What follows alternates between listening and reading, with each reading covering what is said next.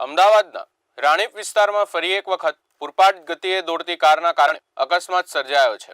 રાણીપ બકરામંડી વિસ્તારમાં એક કારે અચાનક નિયંત્રણ ગુમાવતા 3 થી 4 વાહનોને ટક્કર મારી હતી। આ દુર્ઘટનામાં 3 થી વધુ લોકો ઘાયલ થયા છે, જ્યારે એકની હાલત ગંભીર હોવાનું સ્થાનિક જણાવી રહ્યા છે। આક્ષેપો મુજબ આ અકસ્માત યુવરાજસિંહ વાઘેલા નામના પોલીસ કોન્સ્ટેબલ દ્વારા સર્જાયો છે, જે માધુપુરા પોલીસ સ્ટેશનમાં ફરજ બજાવતો હોવાનું જાણવા મળ્યું છે। ઘટના સમયે આરોપી પૂરપાટ ઝડપે વેગેનાર કાર હંકારતા હતા અને ગાડીમાં નંબર પ્લેટ પણ ન હતી, જેને લઈ અને સ્થાનિકોમાં રોષ જોવા મળ્યો હતો। સ્થાનિકોના જણાવ્યા અનુસાર દુર્ઘટનાના સમયે આરોપી નશાની હાલતમાં હતો। લોકોના માટે ખતરો ઊભો કરતી ગતિ અને જવાબદાર પદ પર રહેલ કર્મચારી ખુલ્લેઆમ નિયમોનો ભંગ કરે છે એ ગંભીર ચિંતાનો વિષય છે। હવે મોટી વાત એ છે કે આવી ઘટનાઓ સામે ક્યારે લેવાશે કડક પગલાં? શું ગરીબ કે સામાન્ય નાગરિક માટે નિયમ અલગ અને તંત્રના કર્મચારીઓ માટે અલગ છે?